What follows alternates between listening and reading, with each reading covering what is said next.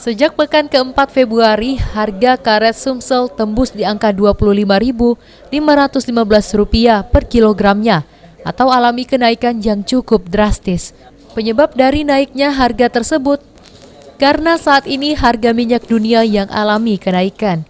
Serta yang paling utama, permintaan ekspor di sejumlah negara yaitu Amerika Serikat dan Tiongkok yang cukup tinggi.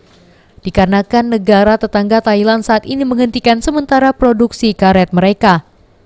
Dengan naiknya harga karet Sumsel tersebut, saat ini Dinas Perkebunan Sumsel melakukan peninjauan beberapa waktu ke depan, yang dikhawatirkan karena adanya pola permainan harga spekulan. Dengan kenaikan harga karet ini sendiri, membuat petani karet kembali bergairah untuk melakukan aktivitasnya, guna memenuhi kebutuhan ekonomi.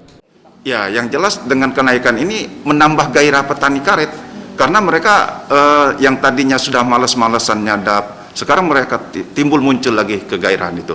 Karena bagi petani itu harga 1 kilo karet sama dengan 1 kilo beras itu sudah sangat-sangat membantu bagi petani. Tapi kalau di Sumsel sendiri ada 14 kabupaten penghasil karet. Salah satunya ialah Kabupaten Mubah yang menjadi kabupaten penghasil karet terbesar. Firman Hidayat, PAL TV.